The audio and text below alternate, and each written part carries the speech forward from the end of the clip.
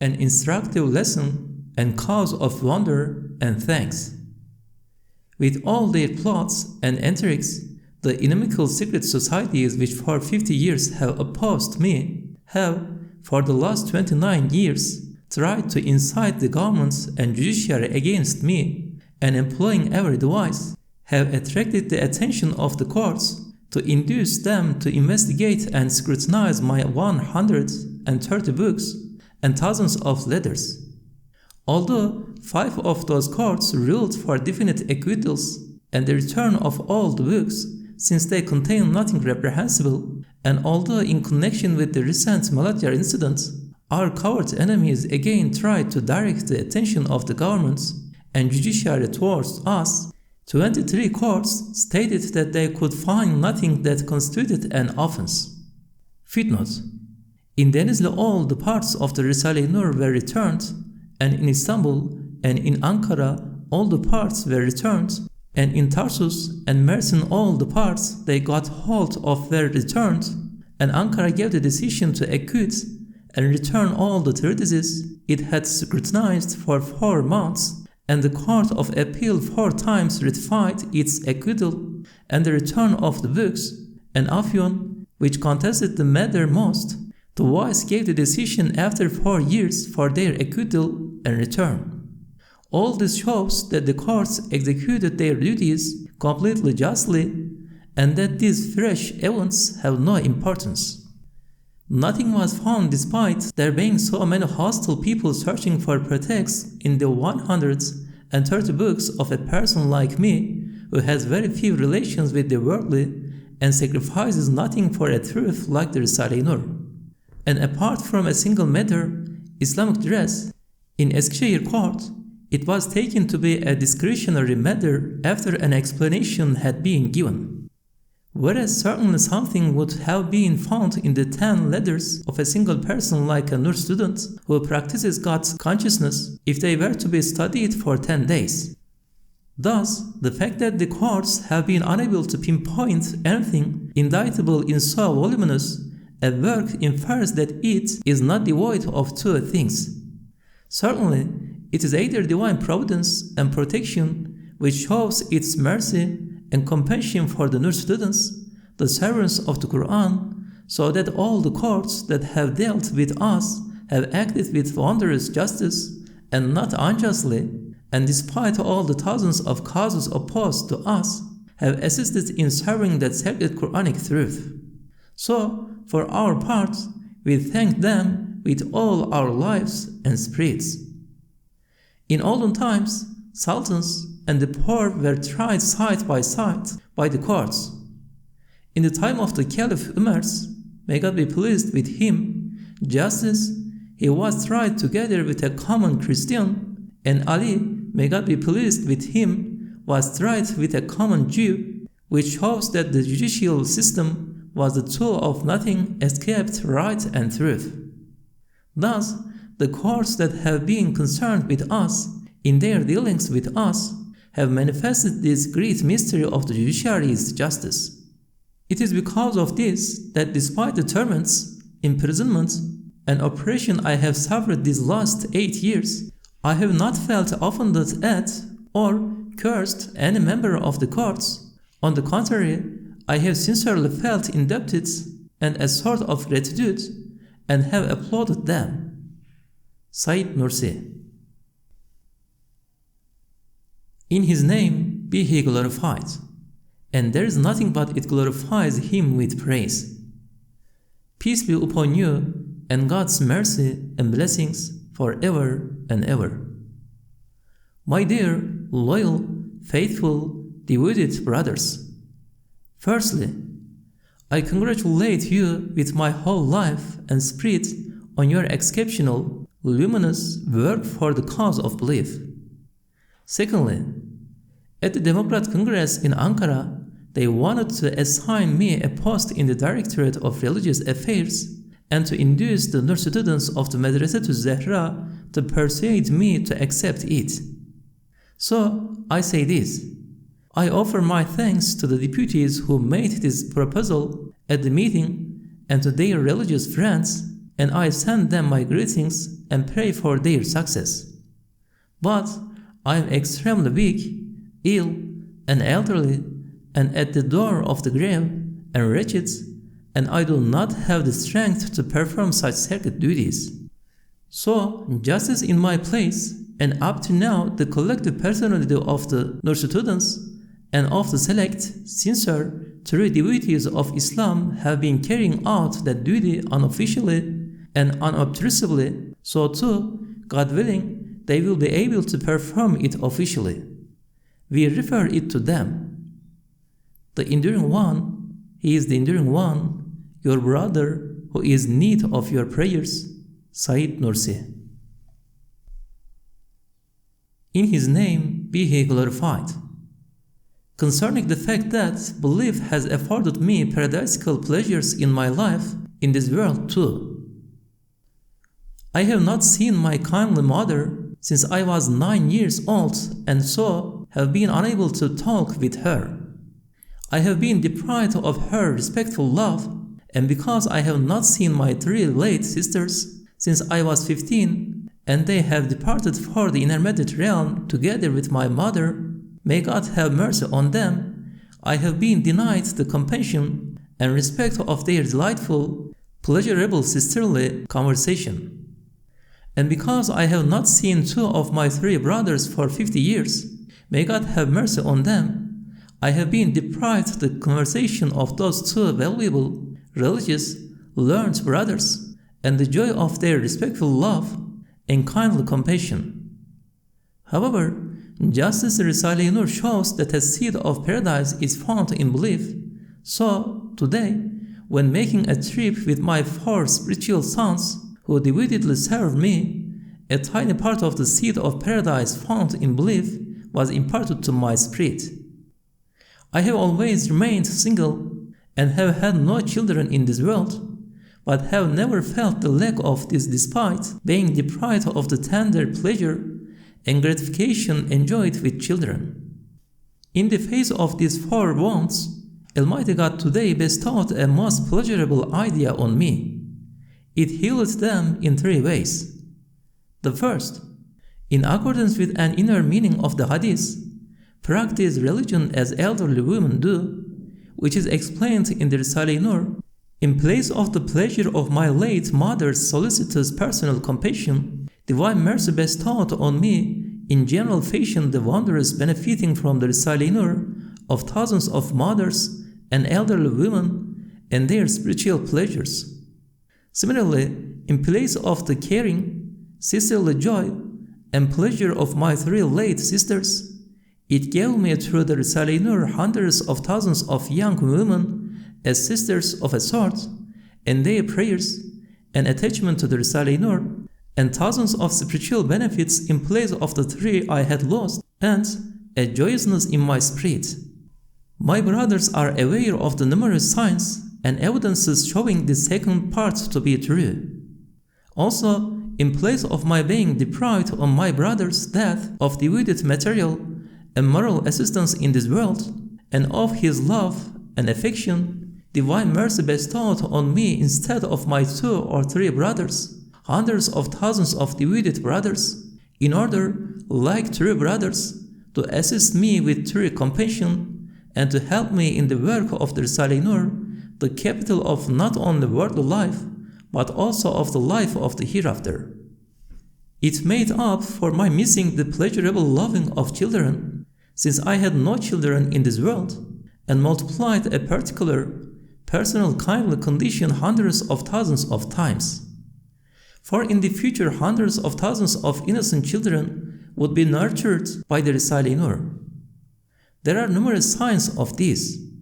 In fact, those who attend on me know that the respect and attachment innocent children have shown me in Bolvadin and on the roads of Emirdağ, which is greater than what their parents show, has multiplied a particular, personal, private pleasure and kindly respect 1,000 times over and made it universal and general.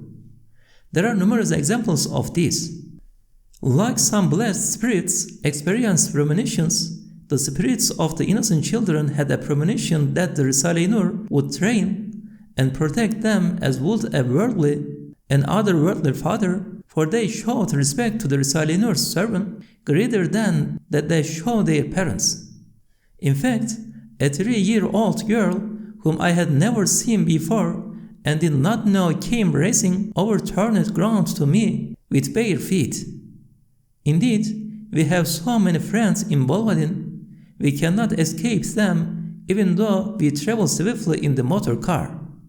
They are everywhere showing attachment for me as they do their parents, although they have never before seen or heard me, prompted me to see that for myself a seat of paradise is found in belief, even as regards my soul, my feelings, and corporally. Said Nursi. In His name be He glorified. We are obliged to explain a secret, extraordinary mental state of our Master, so that no offense is felt by those who come to visit Him and cannot see Him, and those who have to return without us letting them see Him. Today, even because we were a little inattentive, He decided to put an end to our service, although He is in much need of it. But then He recalled what we are now going to write, and He forgave us.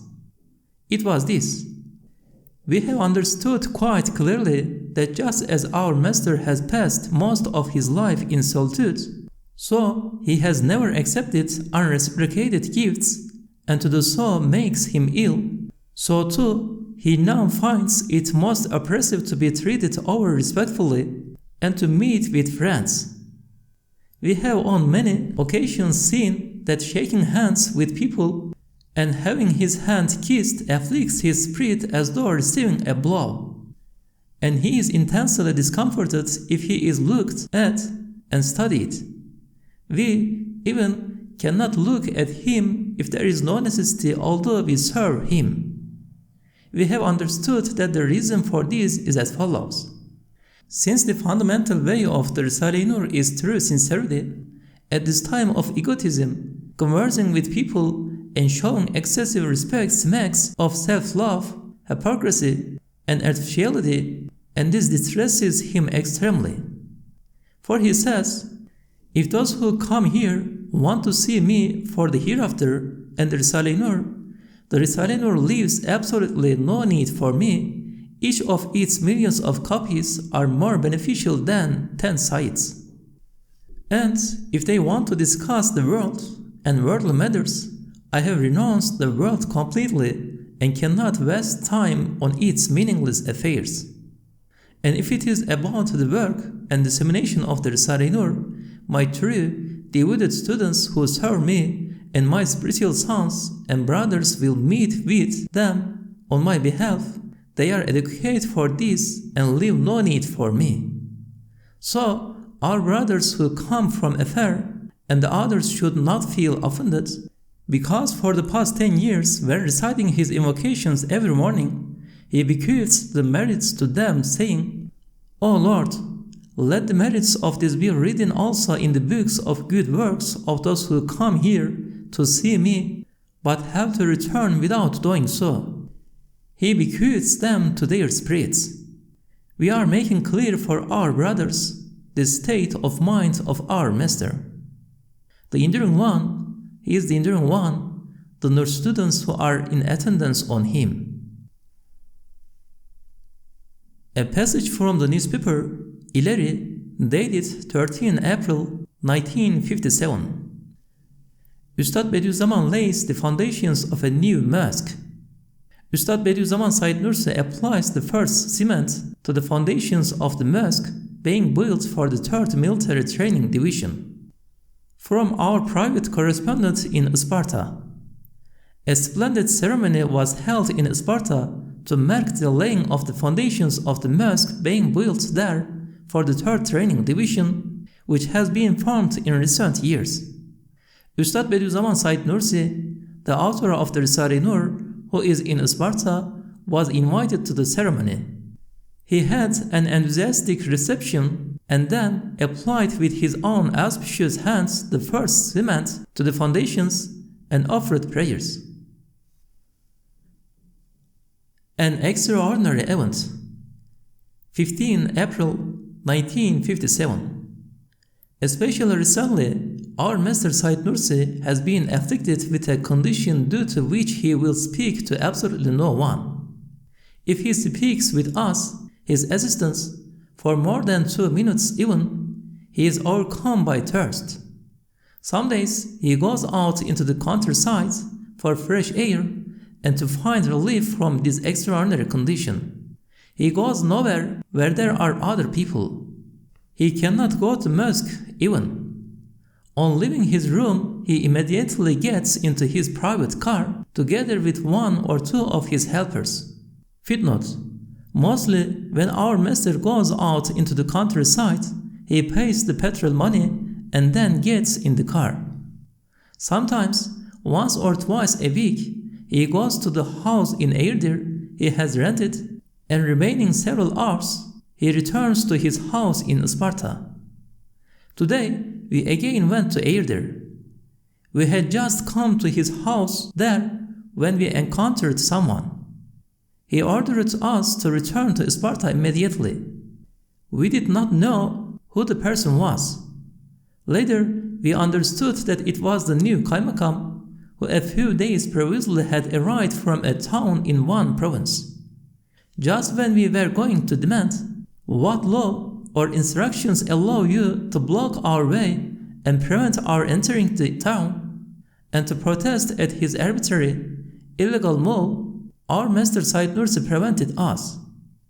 He also ordered us to turn back in order to prevent an incident occurring due to this illegal act, for it was market day and crowded, and the people of the town and local villagers are devoted to him and hold him in the greatest respect. Our opinion concerning this is as follows.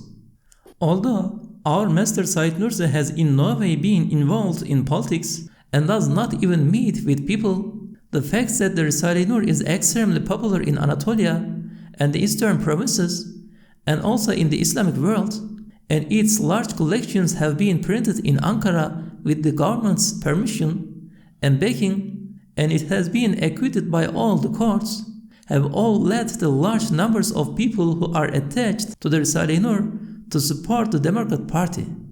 Since this is particularly open and obvious in the eastern provinces, certain coward atheists and supporters of the former party laid plans to poison relations between the Nur students and the government, and they used the new Kaymakam here to incite such an incident and to cause a disturbance of the peace. Formerly, in order to preserve the dignity of Islam, our master would never bow before even the most ruthless tyrants, and to uphold the honor of religion did not rise to his feet before the Russian commander-in-chief when he was a prisoner of war and even preferred execution. But despite this, so that public order and security in this blessed country should not be disturbed, he remained silent in the face of the disrespectful, rude treatments of the lawless gendarme and meets it with patience. The reason for this is that in accordance with the fundamental rule of the Qur'an, no bearer of burdens can bear the burden of another, no one is answerable for another's crime, not even the perpetrator's brother. With the lessons of the Risale-i Nur, Said Nursi tells those who read it, especially those in the eastern provinces, disturbing public order means causing harm to 90 innocent people because of 10 criminals, and is tyranny. Therefore, those who read the Risale-i Nur must preserve public order, not disturb it. It is for this reason that he does not interfere in politics and endeavors to preserve public order with all his strength. Also, today he was not angry with the Kaymakam because of that regrettable incident.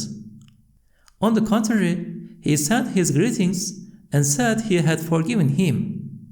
Before everyone, the Sparta authorities and the Democrat Party here should recognize the value of their elderly guest, who is a revered champion of Islam, so heroic, he is ready to sacrifice his pride to preserve public order and security and his own world and even his hereafter for this nation, and they should defend his rights.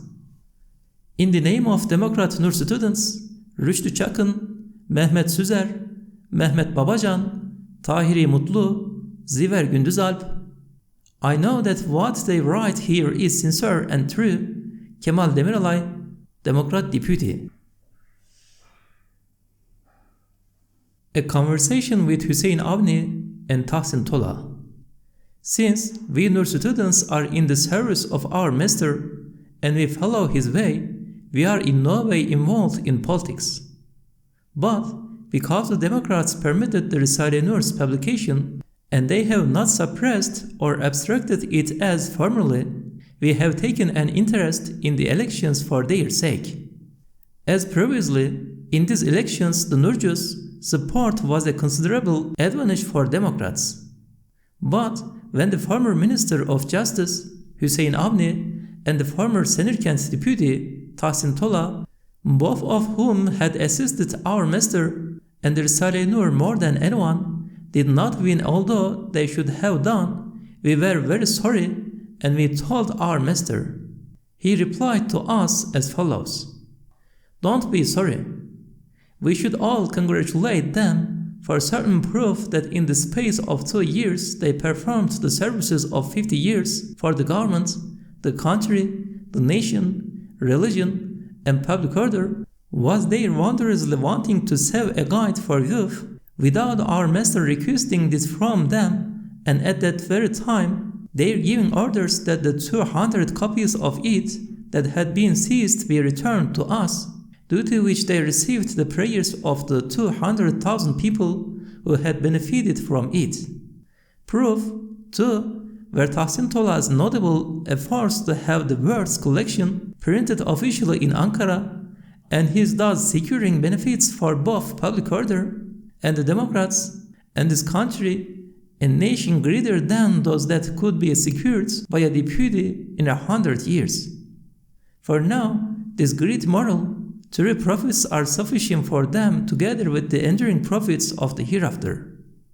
They should not exploit their services, which resemble everlasting diamonds, by working for a year or 2 as deputies and officials, which resembles ephemeral, frangible glass. I therefore congratulate them. You do the same and pray for them. In fact, I wanted Tahsin Tola to be re-elected so that he could serve the Risale-i Nur, but the services he performed before are sufficient. He opened the door. Now, no need remains. Footnote: Our master said that from the worldly point of view, he lost a certain amount of money and his salary by not being elected a deputy. Now, among the millions of people who have benefited from the publication of the words collection, owing to his efforts, only my share would have been around 50,000 liras.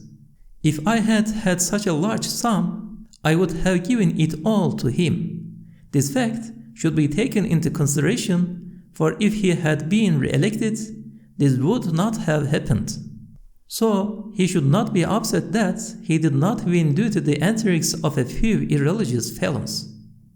The Nur students, Mehmet Kaya, Hüsrev, Tahiri, Sungur, Zübeyir, Ceylan, Bayram. In his name be he glorified. An addendum to the last will and testament. A 7th characteristic of Said, following the 6 listed on page 30 of the biography published by Eşref Edip, is his lifelong rule of not accepting unreciprocated gifts, and with the idea of contentment and frugal living, he is for 60 or 70 years paying for his students' livelihoods himself. Now, the time has come to record at the end of his last will and testament a present example of this, the reason for which has for several years been understood.